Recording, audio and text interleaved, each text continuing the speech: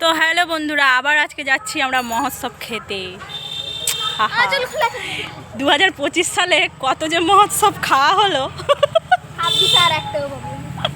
আমার মেয়ে বলছে 26 আর একটাও পাবোনি। দাঁড়াও, আমাদের মা আসবে। তো এই যে না, স্নান করবনি, যাবে। চলো মহোৎসব খেয়ে আসি, টাটা। তুমি কি ঠিক করে দিবে? কি জ্বালা, কি জ্বালা, চুল ঠিক করার জন্য নিজে ঠিক কর না। আমি একটু ভিডিও করে নিয়ে করা হয়নি। তো আমরা এখন যাচ্ছি রাস্তায়, আর রাস্তাতে অনেকে সবাই মানে যাচ্ছে আর কি।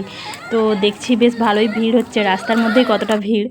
তো দেখো এসে গেছি, এসেই দেখছি কীর্তন হচ্ছে এখানে। একটু কীর্তন দেখে নাও। সঠিক হয়, ভালো হয়, সবই ভালো।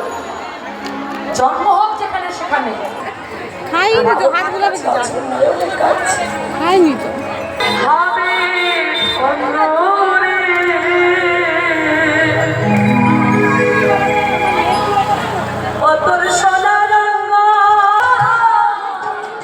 তো কীর্তন হচ্ছে, আমরা যেখানে খাওয়াচ্ছে সেদিকে এগিয়ে যাচ্ছি। তো এগিয়ে যেতে গিয়ে দেখছি ওমা প্রচণ্ড ভিড়, এত ভিড় কি আর বলবো, প্রচুর ভিড় প্রচুর ভিড়। তো এত ভিড়ে কি করব, বলছি জায়গা না পেলেও ঠাকুরের প্রসাদ সে যত দেরি হোক না কেন খেয়েই যাব। আর এক প্রকার কিন্তু ঠাকুরের প্রসাদ এরকমভাবে লাইন দিয়ে ঠেলাগুজা করে খেতে কিন্তু বেশ ভালোই লাগে। ঠাকুরের প্রসাদ তাহলে বলছে কেন, আমার গোবিন্দের প্রসাদ, গোবিন্দের প্রসাদ মানেই কষ্ট করতে হবে। আরাম করে তো আর এখানে খেতে আসিনি, এখানে কষ্ট করেই খেতে এসেছি।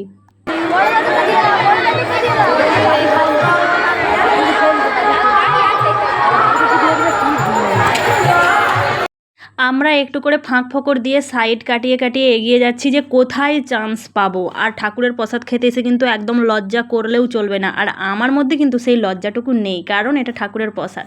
ঠাকুরের প্রসাদ আমরা সবাই খেতে এসেছি, কোথায় ফাঁক পাবো বসে খাবো, ভগবানের প্রসাদ বলে কথা।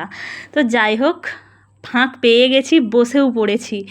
মানে কি পরিস্থিতিতে বসেছি সে একমাত্র আমি জানি আর আমার ভগবান জানে।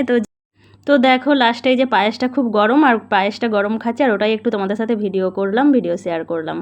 যার জন্যে আমাদের এখানে খেতে আসা এই যে আমার ভগবান, তো ভগবানেরই ছবি তুলিনি, ভিডিও করিনি, চলে যাচ্ছিলাম। লাস্টে আমার ভগবানের দিকে ঠিক চোখ গেল, গিয়ে আমি আবার ভিডিও করলাম, ছবি তুললাম, তুলে তারপরে বাড়ি এলাম। আর এই যে আমরা মা মেয়ে দুজনে দুটো আইসক্রিম কিনলাম, আমাদের বাবা কিনে দিয়েছে।